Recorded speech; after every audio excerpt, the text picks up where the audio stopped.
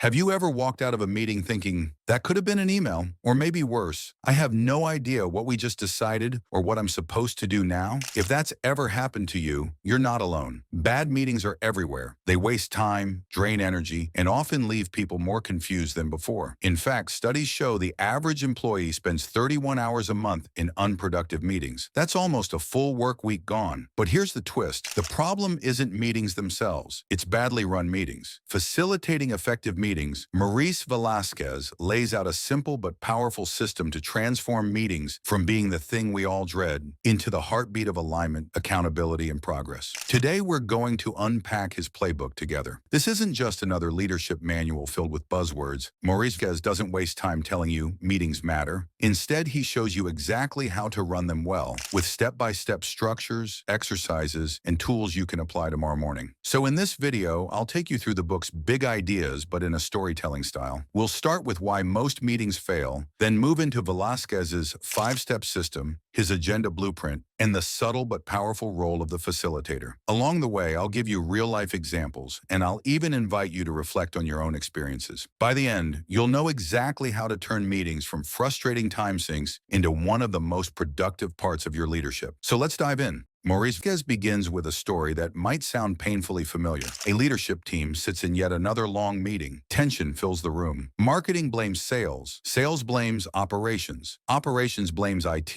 Consultants have been brought in. Expensive tools like Slack, SharePoint, and task trackers have been rolled out. But nothing changes. The meetings remain long, confusing, and draining. Finally, the team tries to cut meetings altogether. But what happens? Miscommunication skyrockets. Projects stall, people whisper in hallways, send endless emails, and still feel out of sync. Then they try the opposite, adding more meetings. Suddenly, everyone feels micromanaged, stressed, and resentful. Sound familiar? Maurice Velasquez's point is sharp. Meetings are not the problem. Poorly run meetings are. It's like blaming food for making people unhealthy instead of the kind of food and how it's prepared. Meetings, when facilitated effectively, can actually become the healthiest, most energizing part of your team's rhythm. Now let's flip the perspective. Most people think meetings are a waste of time. Velasquez argues bad meetings are the waste. Good meetings actually save time. Think about it. A bad meeting usually leads to hallway chats, private texts, duplicate work, and even conflicts. The conversation spills everywhere except where it belongs. But a good meeting, one with structure, reduces noise, cuts confusion, and aligns people quickly.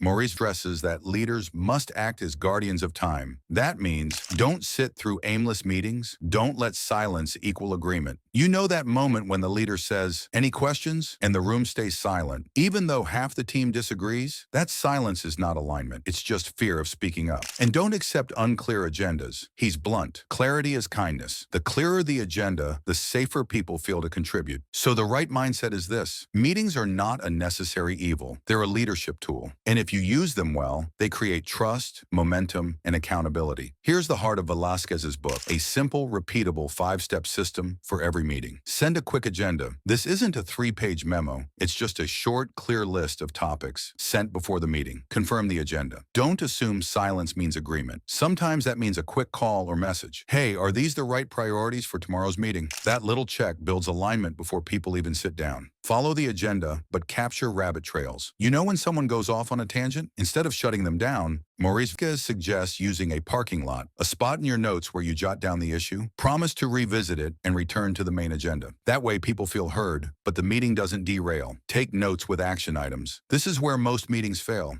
Maurice Velasquez insists every task must have a name and a deadline attached. Update budget spreadsheet, John, by Friday. Short, clear, accountable. Use a shared document. Don't bury the notes in someone's inbox. Keep them in a living document. Google Docs, OneDrive, SharePoint, so everyone always has access to the latest version. This system alone changes everything. Suddenly, no more, "Wait, I thought you were handling that?" Everyone knows who owns what. Now let's zoom into the structure itself.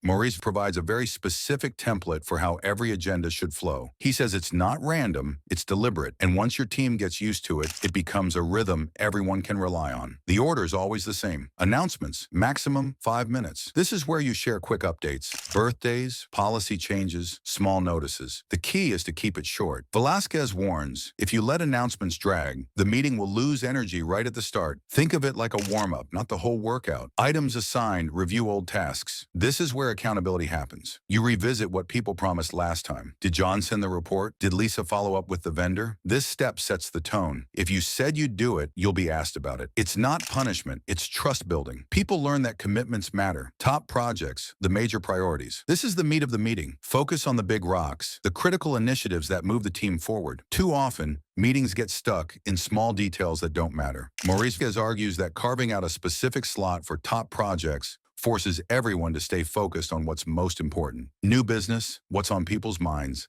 And finally, the famous parking lot. This is where you place all the rabbit trails or lower priority topics that surfaced but didn't fit the main flow. By having a dedicated spot for them, people feel acknowledged, but the meeting doesn't derail. Later, you can revisit them when the timing is right. Now, why this order? Maurice Velasquez explains that it creates a rhythm. It starts with quick energy, moves into accountability, tackles the biggest priorities, allows space for new input, looks ahead, and finally collects all the extras. It's predictable, it's structured, and over time, it builds a sense of safety. Everyone knows what's coming. Everyone knows they'll be heard. Everyone knows nothing will slip through the cracks. Think about your own experience. How many times have issues been lost because no one wrote them down? Or because the meeting ran out of time? Or because there was no structure? Velasquez's system eliminates that chaos. In fact, teams who adopt this rhythm often report that their meetings get shorter, not longer. Why? Because clarity speeds things up. When people know the rules of the game, they don't waste time wandering. Velasquez also drops a ton of practical tips. Always turn today's notes into the next agenda. That way, continuity is built in. Keep a single launchpad document that stores every agenda and note in one place. No digging through old emails. Keep notes short. One-liners with names attached. Long paragraphs never get read. And finally, balance the voices in the room. Don't let extroverts dominate or introverts disappear. Everyone must contribute. This is where Maurice Velasquez gets personal. He describes what makes a great facilitator. The person running the meeting. A great facilitator holds people accountable, checking last week's homework, creates a safe space where people feel free to speak honestly, balances the talkers and the quiet ones, keeps the pace sharp and the clock respected, and most importantly, doesn't try to make all the decisions themselves. Instead, they create the environment where the team can make good decisions together. Maurice Velasquez reminds us, facilitation is not about control, it's about guidance. Maurice Velasquez closes with a powerful idea.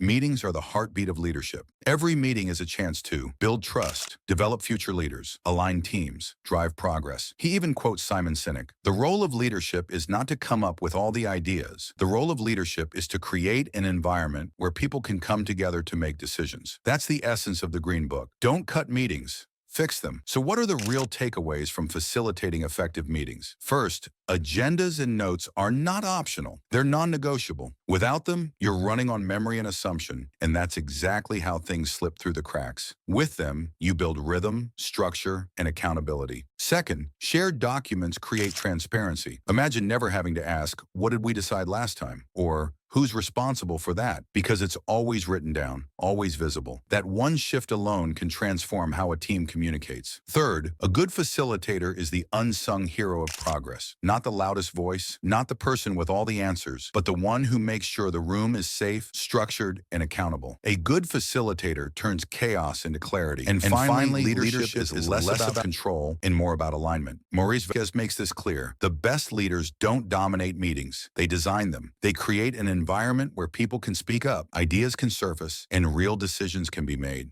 Here's the thing. If your meetings feel broken, don't give up on them. Meetings aren't the enemy. They can be fixed. And when they are fixed, they stop being the dreaded block on your calendar. Maurice becoming what Velasquez calls the heartbeat of your team's success. Because in the end, great meetings are not just about efficiency, they're about trust, they're about clarity, they're about moving forward together. So now let me ask you, what's the single most frustrating thing you've experienced in a meeting? Drop it in the comments. I'd love to hear your stories. And if you found this summary helpful, please hit that like button, subscribe for more deep book breakdowns, and share this video with someone on your team who might secretly hate meetings as much as you do. Because here's the truth. Great meetings don't just save time, they build trust, accountability, and progress. And that's leadership in action.